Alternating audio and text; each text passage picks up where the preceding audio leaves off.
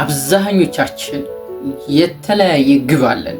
የዓለም ህዝብ ሁሉ ማለት ይቻላል ዓለም ላይ ያለ ህዝብ ሁሉ የየራሱ የሆነ ግብ አለው፣ ዓላማ አለው፣ መድረስ የሚፈልግበት ቦታ አለ። ያንን ቦታ ካላወቀን ከየት ተርኒንግ ፖይንት ቦታ ተነስተን የት ቦታ መድረስ አለብን የሚለውን ነገር አይዴንቲፋይ አድርገን ፕላን አድርገን ከዚህ ተነስተን እዚህ ቦታ መድረስ አለብን ብለን ፕላን ካላስቀመጥን የትም ልንደርስ አንችልም።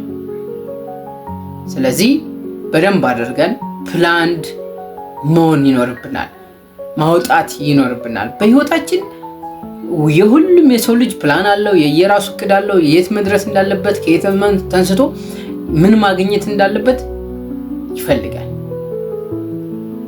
ዓላማ የሌለው ማንም የለም። ግብህን ካላወቅ የትኛውን መንገድ ያደርሳል። በግራ ብትሄድ፣ በቀኝ ብትሄድ፣ በፊት ለፊት ብትሄድ፣ በኋላ ብትሄድ ሁሉም ቦታ ሆነ ቦታ ላይ ያደርሳል። ስለዚህ ግን በየትኛው ቦታ ነው መሄድ ያለብኝ? በየትኛው ቦታ ብሄድ ነው ስኬታማ ልሆን የምችለው? የምፈልግበት ቦታ ላይ መድረስ የምችለው በየትኛው ቦታ ሲሆን ነው የሚለውን ነገር በደንብ አድርገን አይዴንቲፋይ ማድረግ ያስፈልጋል። ስለዚህ የዓለም ህዝብ ሁሉ ግብ አለው። ሁሉም ሰው መድረስ የሚፈልግበት ቦታ አለ፣ ህልም አለው። ግን በየትኛው መንገድ መሄድ እንዳለበት ግን አያውቅም። እኛም አናውቅም። ግን ምንድነው ማወቅ ይኖርብናል። በየትኛው ቦታ ላይ ነው። ቁም ነገሩ ከየት እንደመጣህ አይደለም የሚጠየቀው፣ የደረስክበት ቦታ። ዋናው ቁም ነገሩ ወዴት መሄድ እንደምትፈልግ ማወቅህ ነው። ወዴት ነው እኛ መሄድ የምንፈልገው? የት ቦታ ላይ ነው መድረስ የምንፈልገው? የት ቦታ መገኘት ነው ያለብን የሚለው ነገር በደንብ አድርገን ራሳችንን መጠየቅ ይኖርብናል። አንድ ታሪክ አለ። አንድ መንገደኛ ሰው ረጅምና አድካሚ የሆነን ጉዞን ያደርጋል። የሆነ ጉዞን በሚያደርግበት ሰዓት ላይ ጎዳናውን ካለፈ በኋላ መንትያ መንገድ ያገኛል። ሁለት መንትያ የሆኑ መንገዶችን ያገኛል። እነዚህም መንገዶች ሁሉም ቦታ በግራም ከሄደ በቀኝም ከሄደ የሚፈልግበት ቦታ ላይ ያደርሰዋል። ግን የትኛው ሁለቱም ትክክል ናቸው፣ ግን እሱ መለየት ይኖርበታል። ስለዚህ ሁለት መንትያ መንገዶች ላይ ከደረሰ በኋላ ምንድነው ያደርገው? በእነዚህ መንገድ አጠገብ አንድ የቆመ ሰው ያይና ጠየቀው። ምን ብሎ ነው የጠየቀው? እነዚህ ሁለት መንገዶች ከነዚህ ሁለት መንገዶች መካከል ትክክለኛው መንገድ የቱ ነው ብሎ ጠየቀው። ስለዚህ ይህም ሰው ምንድነው ያደረገው? የሀገሩ ሰው መሄድ የምትፈልገው ወዴት ነው? አንተ መሄድ የምትፈልግበት ቦታ የት ቦታ ነው ብሎ ነው የጠየቀው። ለመንገደኛው ምን ሆነ? ጥያቄውን ወደ ጥያቄ አድርጎ መለሰለት። መንገደኛው ወዴት መሄድ እንደፈለኩ ገና አላወቅኩም አለ። የቆመውን ሰው እንግዳውስ ሁለቱም ትክክለኛውን መንገድ ናቸው፣ የተሳሳቱ አይደሉም፣ ሁለቱም ትክክል የሆኑ መንገዶች ናቸው በማለት ለአንዴና ለመጨረሻ ጊዜ ይመልስለታል። መንገደኛው የሚሄድበትን ካላወቅ የትኛውንም መንገድ ይወስድሃል የሚልን መልእክት ተቀብሎ መልእክቱ ገብቶኛል በሚል ዝምታ ተዋጠ። ብዙ ሰዎች በየደመ ነፍስ ነው የሚኖሩት። ከየት ተንስተው ወደየት መሄድ እንዳለባቸው በቅጡ ያውቁ። ወደየት እንደሚሄዱ ማወቅ በህይወት ላይ ያለንን ተጽዕኖ በፍጹም አስበውበት አያውቁ።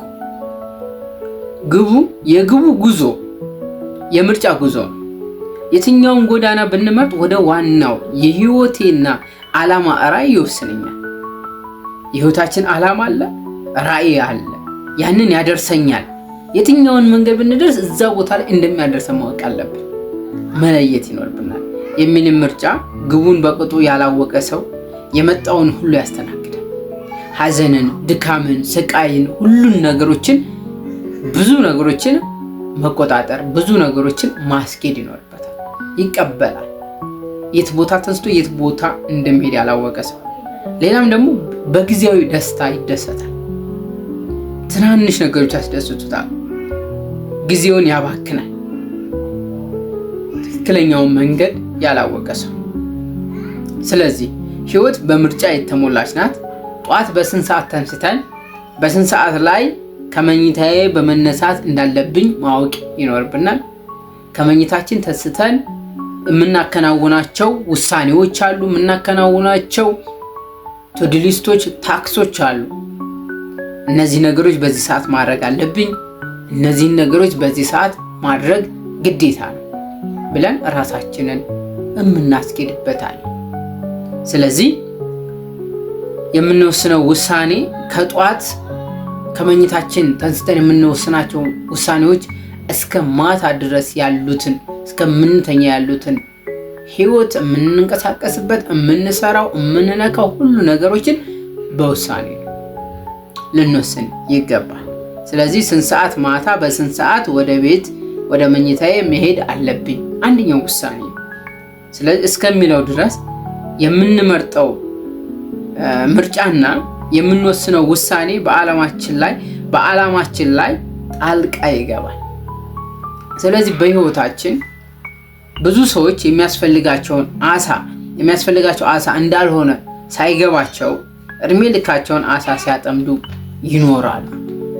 ስለዚህ በህይወታችን ምን አይነት ውሳኔ እየወሰንን ነው፣ በየትኛው መንገድ ነው እየሄድን ያለ ነው የሚለውን ነገር መንገዳችንን በደንብ አድርገን ማየት፣ መንገዳችንን በደንብ አድርገን ማስተካከል ይኖርብናል። የምትፈልገውን ነገር ካልተከታተልከው አትጨብጠውም። ስለዚህ መከታተል ይኖርብሃል። ራሴን እንዴት አድርጌ ነው ዛሬ እየሰራ ያለሁት፣ ራሴን እንዴት አድርጌ ነው እያየሁ ያለሁት የሚለው ወደፊት ካልተራመድ ዘወትር ራስህን ባለህበት ቦታ ላይ ነው የምታገኘው። አሁን ባለህበት ቦታ ነገም ላይ የምትለው ቀናት ላይ ስትደርስም አሁን ባለህበት ትናንት ባለህበት ቦታ ላይ ነው የምትገኘው፣ ትናንት ባለህበት አስተሳሰብ። ስለዚህ ግቡ አልደርስ ያለ ከመሰለህ መቀየር ያለብህ ግቡን አይደለም።